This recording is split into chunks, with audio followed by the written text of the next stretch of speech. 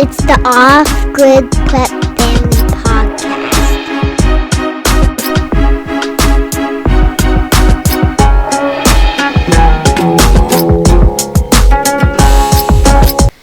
Hey everybody, it's episode 18. How much food should I store? That's the question. All the food. All the food. Just store all the food. That's not helpful. You will never store enough food to survive forever. Yeah. But you should try and store as much as you possibly can. Even just to buffer that time when you're trying to create food, because we all know a first-year garden is not going to feed you. We had, how many years old are those pickles we had tonight? 3. Three-year-old pickles on our burgers tonight. Yeah, we try to do pickles every 2 years, but sometimes it's every 3, and they were fine. We had a glut year that year, and we've still got some. They're fine. I guess the questions to ask is, it's how much food do I store, and what can I make with that food? Because doing the precise math and having like a precise menu plan as far as like the foods that your family typically eats is really helpful if you're trying to calculate that for the first time. Yeah. If you're used to going to the grocery store every single day, it's really hard to envision what that whole year worth of food looks like. So if you like start by coming up with 2 weeks worth of breakfast, lunch, dinners, and snacks per season, then you can just extrapolate that for 3 months worth and do that for each season, winter, spring, summer, and fall. And then you get a better idea of quantities.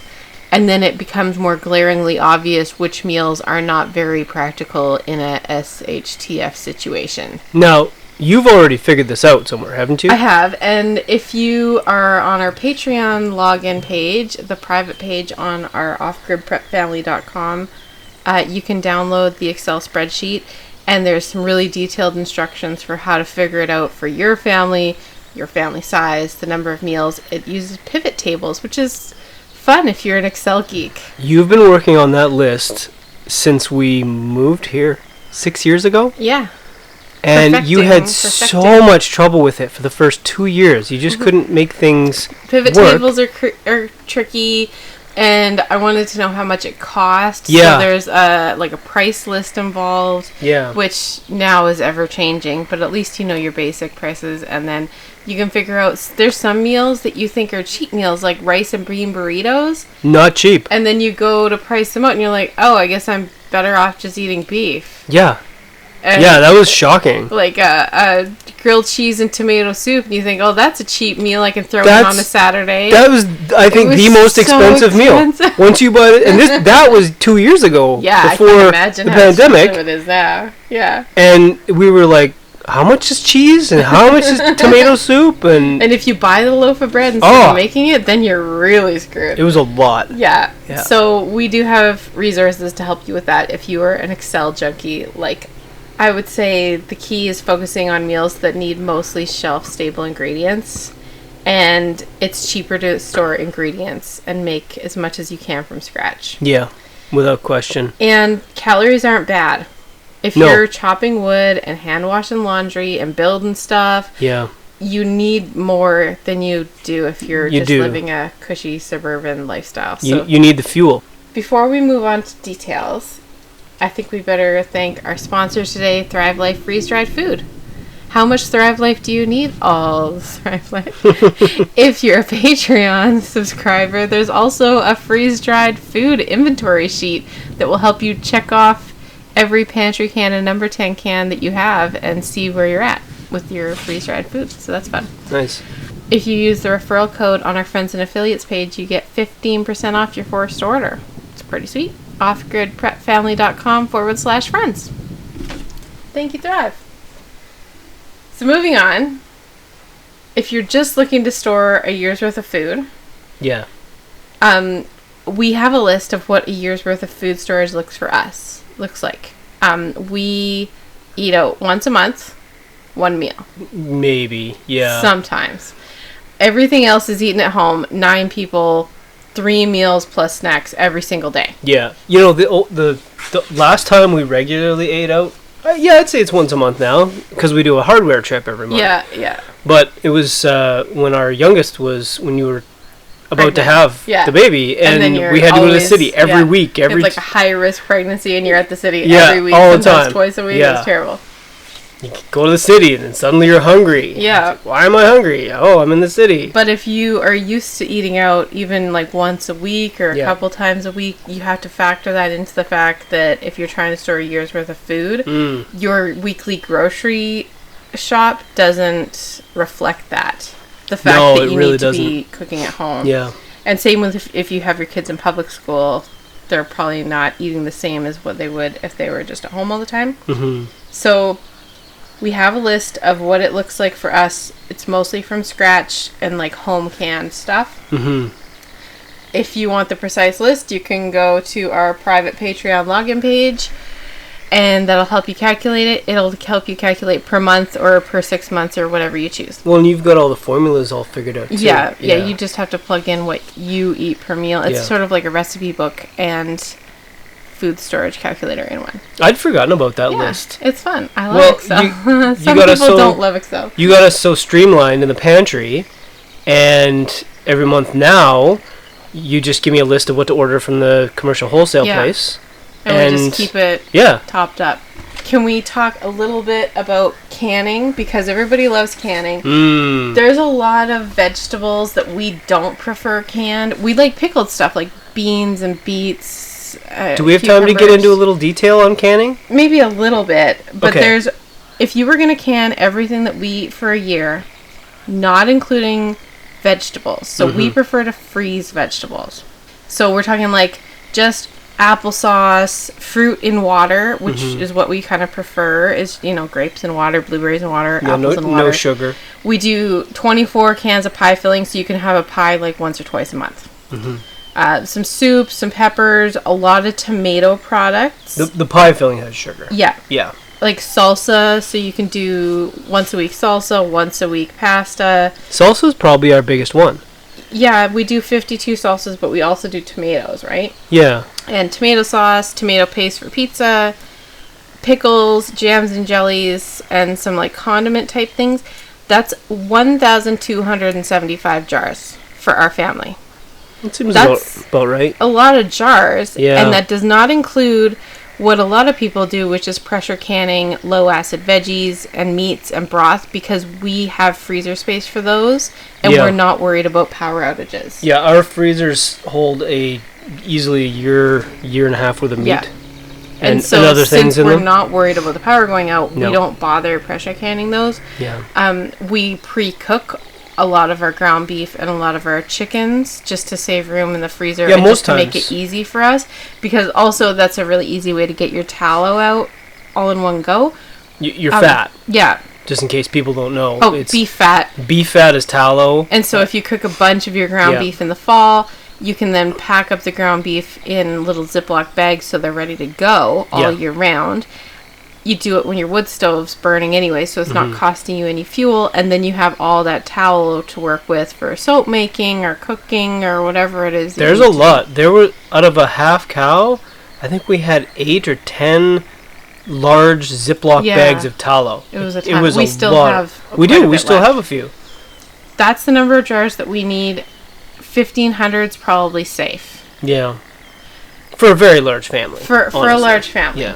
But we don't eat like a ridiculous amount either. No, We're not like big no, eaters. that I gotta say it now. Living off grid and kind of somewhat removed, we know everybody around and we engage. You eat less, and that's a really important thing. I really don't know if it's a stress thing It or might be. And something our else. kids haven't learned like any sort of stress eating or weird No, eating habits. no. They just eat when they're hungry. We grew up stress eating, Yeah. you and I. Yeah. That was we shared that. But our kids, if they're not hungry, Mm-hmm. they don't eat. When they're hungry, look out. Our 3-year-old. yeah. She's on a streak right now. I can't They keep do her full. that. They do It's that. and then she's gonna get tall. Yeah. Right? It's just the funniest thing. But generally, you do eat less Yeah. once Even you've though settled and you're we kind of. we do have like still a fairly physically demanding lifestyle, Yeah. like raising all the food and chopping all the wood and everything. Still, you get I'd used say to it. I'm almost down to eating, not quite half, Yeah, Of it's when I like an was intermittent working. fasting type lifestyle works. You just a lot of sometimes you it. just skip a meal and you don't really think about it, and it's not an intentional Our kids thing. don't skip meals. No, just the kids- asterisk. Excuse me, our kids eat every meal. My kids with never, zeal. they've never skipped a meal in their life. No, they haven't. As angry as they get when it's 5:01 and dinner is not on the table, they have never once missed a meal. Not so much angry, just hey, Grumpy, Mom, hangry. what's going on? I'm just looking at our Excel spreadsheet. I don't want to like list out every single item on the air. But once you think about like your cleaning, personal care, paper type stuff, you have to think about baking, including that like special yearly holiday stuff. It takes a lot more than you might think. If you go to a website called easyprepping.com, I believe it is, there is a calculator there, but I found the numbers to be very, very high compared to what we use. Yeah, you've really worked on our numbers. For example, we aim to store in total 300 kilograms of grain for a year. And that's like flour and oats and cornmeal and popcorn and everything. So just to give you an idea, that easy prepping thing, it wanted me to store 900 pounds. So that's at least 250 pounds extra. That's not that much higher, 300 kilograms. It's pretty high considering we also do all our own pasta and crackers and all That's, this actually, you're right. scratch stuff. That's a lot to It'd store. be like 700 pounds. It's more or not less. something that's expensive if you store too much. And odds are it'll still be fine, especially if you're doing like wheat berries. But, you know, it's something to think about to try and get a more precise number. What's a wheat berry again? You grind it. It comes in the can and you grind it. But it lasts for like forever. Didn't we get that from Thrive? We got those from Thrive, and sometimes you can get them from Thrive, but you really have to be on it. You have to be like on their website and be in the know for when they come in. Oh, really? Yeah. As far as, also for the grains, that 300 kilograms that we store, that doesn't include potatoes. Oh, yeah. So we aim for 500 pounds of potatoes per year, and that leaves us enough to plant in the spring. Yeah.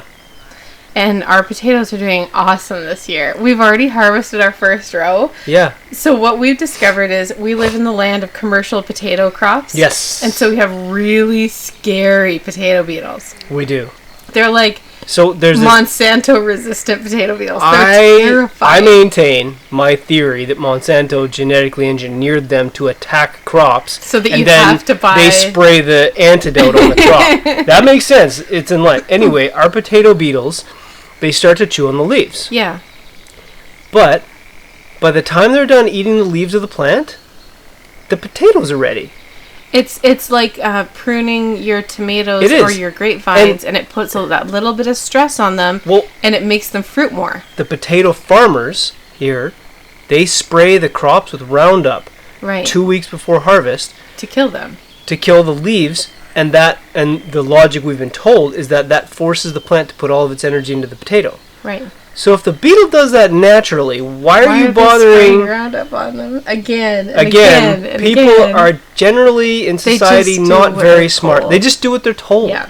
And it's anyway. So we don't even worry about the beetles anymore. Sometimes we send the kids out to pick them because they like it and they feed them to the chickens.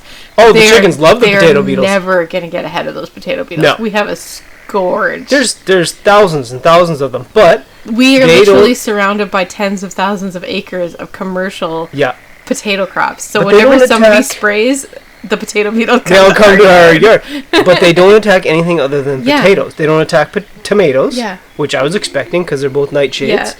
But they just feast on the potatoes and then they seem to just vanish. Yeah, and we rotate our potatoes, but they always find it. They always find it, yeah. And so our harvest this year so far is looking really good. Oh, it's actually great. The beetles were so bad this year, I thought we were going to have to do a second crop of them. Like, we try to get our potatoes in by Good Friday. As early as possible. Well, it's like Good Friday. Yeah. If it's like, that's how you know you're doing well. This year we could, at this point, start replanting a second crop of potatoes, but we're going to have more than enough. We won't need to.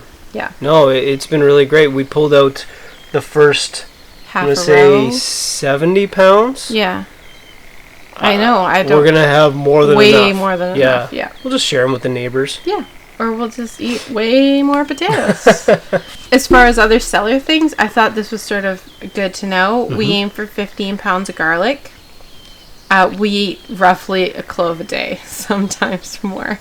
And then that gives you enough to plant for next year. Garlic and onions every day. Onions, we aim for, I don't know why I'm so precise. I guess it's because of Excel. I aim for 151 pounds of yellow onions. We always do more than that. At minimum, if I have to buy pumpkins, I get 40.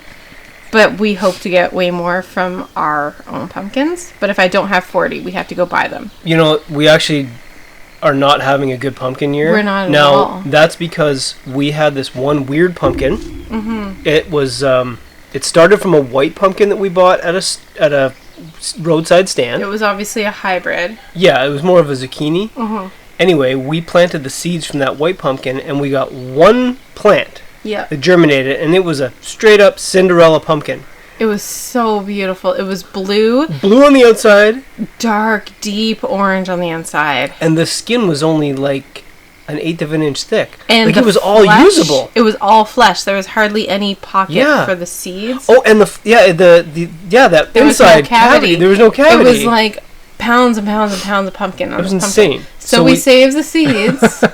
But you know, hybrids, they're unreliable. Well, I don't even know what that was. Zero germination. Zero germination. And nothing. We've planted that field 3 times now. And we sprouted. And still nothing. And so we've even planted it with, of course, we have many other kinds of pumpkin seeds in our stash. Yeah.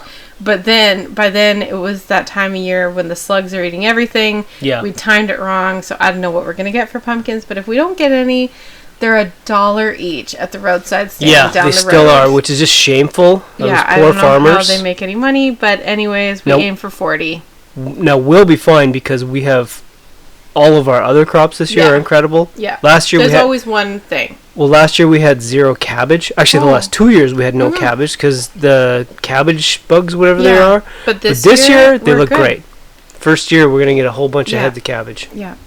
We need to take a really quick break to thank our second sponsor of the day, EMP Shield. Yeah, it protects any device you plug into it. They've got a whole line of different sizes.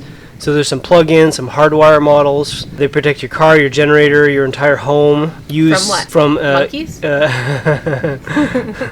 From electromagnetic pulse, coronal mass ejection, and lightning strikes. Speaking of coronal mass ejections, for $50 off, go to our friends and affiliates page. Use code OGPF to get $50. $50 off each unit. Yeah. So like if you're some doing of them generator, are pretty cheap. Couple cars and a house, whew, that adds up.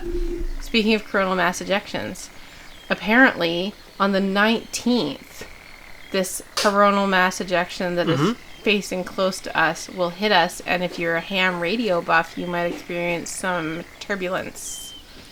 Or the rest of us with really sensitive electronics might experience some turbulence, and we're recording this on July 18th, 2022, just in case this is our last episode. Tomorrow we need to sleep with the power off. Yeah, we'll probably just turn all our power off. Probably one of the best things, living off the grid. Just turn it off. I'm just going to go push a button and shut my house off. And it's so quiet, and you go out at night and you can hear the stars. Yeah. They make this hummy sound. It's amazing. Yeah. For cellar, I feel like these are important numbers that might be helpful.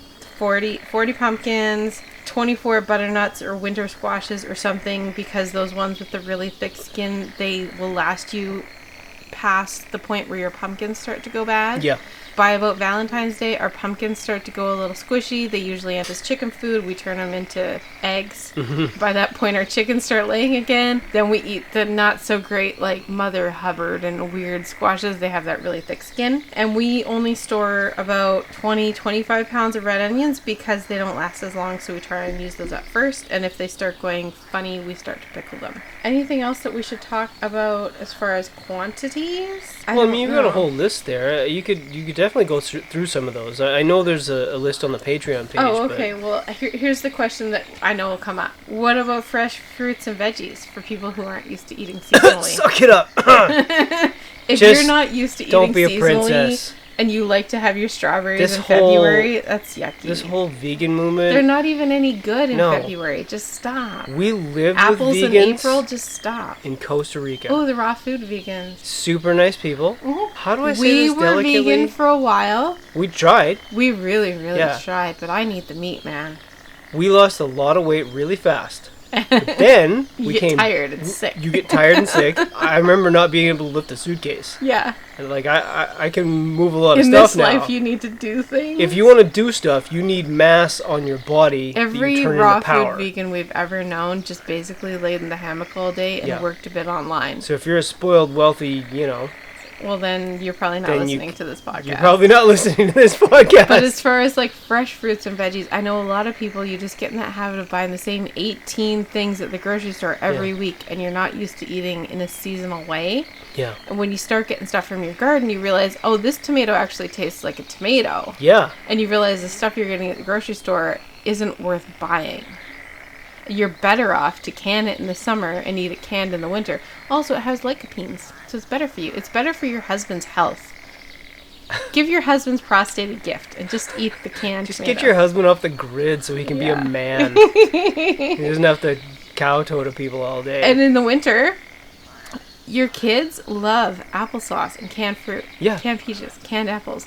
We eat lots of stew, right? Soup, casserole, in the winter, wintry food. yeah, really good stuff. Potatoes. We do have a rolling wire rack with some LED grow lights that we can use for seedlings and stuff. Yep. And we can grow microgreens. We also do sprouts all winter long. It takes us 2 pounds of sandwich saver sprout mix to get Right. through the winter. Yeah. And we 2 do big it bags. 1 tray a day Yep. of those little green trays that are super cheap on Amazon. They're probably in our off-grid gear page. Yeah, they might be. I didn't Yeah. look. And we like the sandwich saver because they grow the fastest. They don't need extra light, and it's the cheapest per serving. It is. Like, there's radishes in there and stuff, but you don't taste it because it sprouts. Yeah, and you use them on They tacos. taste- they're you delicious. just throw them on your sandwich, whatever. We also bring in quite a few tomato plants and basil plants into the house in End the of season. fall, Yeah. and then that keeps them going up until almost Christmas. Yeah. If you watch our reels, you'll probably see us sprouting tomato suckers. That's what we use to like just sort of Yeah. keep the tomatoes going as long as possible. As far as meat, it's really handy to keep things on the hoof. As long as possible. Yeah. Yeah. So we start our meat chickens at the end of August, and then we try and get them in by Thanksgiving, at least by Christmas at the very least. And we try to do them in like sets of 25, so it isn't like a gigantic job. We don't have a plucker or anything. We just have children. when we did, plucking's really easy. We do Yeah. the hot water dip. It's not a big, and we all take turns. Like, I'll do some plucking, and Yeah. the boys will do some It plucking. doesn't take all that long. My job is taking the heads off. Our oldest, who's very spry and can run fast, He catches he them. catches them. Yeah. And we all have our roles. Yeah. And some of them are very. Mommy does all the gutting. Yeah. I don't Well, know. you guys can't. We your can't. hands No, in we there. can't fit our hands in the cavity. Yeah. And our oldest daughter just. She takes care of the babies. She takes. She's not gonna gut. She- She tried it. God love her. She. She'll do it one day. Maybe. I don't Maybe. know. I'm pretty squeamish too. She probably gets that from me. As far as like turkeys, if you wanted to do turkeys, I would personally plan for 1 a month. I would get them in August with your meat kings, and I would keep them outside until you need one, Yeah. and just do one every month through Probably the the winter. same with goose too. Yeah, we did our ducks with our meat hens. I'm not sure that I would do ducks again I would unless I not, had a no. pond, and they're cute. They're Even fun then, to watch. they're hilarious. They're amazing, but But the, as far as the effort and feed the versus amount of the meat, amount of meat you get, they eat so it didn't much. seem worthwhile to me. Remember, they like slap. Like they, Yeah, I the way they know. eat, they devour They're it. so funny. They're awesome. They're pets. Ducks are pets. Yeah. they're Honestly, cute. we had 6 different breeds of ducks, Yeah. from runners to the classic. What are they called? Muscovy. Muscovy, We had the, like, and no, the one with the ring, like the I classic don't remember. We had so many mallard. sets. Anyway, we had a variety. We really tried it out. Every one of them The meat's delicious. Yes. But they would eat, I'd say for a pound of meat off of a duck, even the big Yeah. duck, you're going to put in twice the amount of feed that you would for a Meat King chicken. Definitely. For the same amount of meat. That's what we were talking about on our last episode with the dual purpose chickens. Yeah. You can still eat an egg layer when she's done laying eggs. Yeah, and it's you not a throw her in the waste. stew pot. It's not a complete waste. No, you don't notice the but difference. a dual layer, or a dual purpose layer, is not a very good layer, and it's not a very good meat bird. Yeah. And so if we're just talking pure fundamental food production, it's not an efficient use of your feed. No. You're paying a lot of feed bill for not a lot of payoff. Yeah. As far as eggs, like storing eggs, our hens slow down a little bit in the winter. They don't slow down as much as I thought that they would now that we have this committed year egg layers. This year was the first year we had an insulated barn for our hens. Yes. We didn't heat it. We can supplement light, but we don't often remember to turn it No, on. we never did. And this was the first year where they only took, I think it was like a week. Yeah. Remember? It was more like a molt than a time It off. was. They took a week off, and then they took another week off in the late spring. Like, out of nowhere, they just stopped laying. We were like, oh my gosh, what is happening? What did we do? Yeah, no. And no, they're fine. So they take their breaks when they want to. And so we freeze. There's lots of people who do like fancy things with their eggs. We scramble them. We put them in Ice cube trays. And then we freeze them in little cubes. Yeah. And they're great. You thaw them out and re-scramble them and cook them. You can barely tell. Yeah. It's great. And you can use them for just about anything. And then Yeah. if you have extras like we did this year, you use them in pasta, custard. There's all sorts of good things to use your eggs in.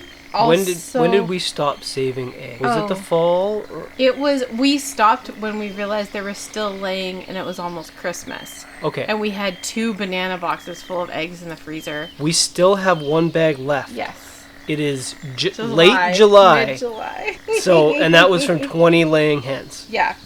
So if you have limited freezing space, people like dry their eggs or lime or water glass their eggs. You do risk with the water glass and the lime, you risk every once in a while getting a gross one, which would just send me over the edge. Oh, yeah. I couldn't handle it. Yeah. But if you don't have a choice, there's lots of people online that you can look up to do that. Yeah. We freeze them. That's what we do. It's the easiest thing. Yeah. Shall we move on to the fact that it's impossible to store enough food? Yes. At some point, you have to start producing your own. Yeah. And it is a skill, and getting everything set up and learning your area takes a long time, and that first-year garden is not going to feed your family. It's not so much a skill as it's a combination of learning your land and cultivating the land effectively is Beating back the weeds. It's a multi-year process. It is. Because the energy of that land that you've cultivated from the forest, it's still going to want to grow dandelions. Yeah. And whatever those giant weird thistle things are. And that takes all the energy away from your seeds. It does. Yeah. So every year, at least for the first 5, even 10 years, every year is better. I'm going to say, of all the research we did, we use about 15% of what we were told. As far as gardening goes? Yeah.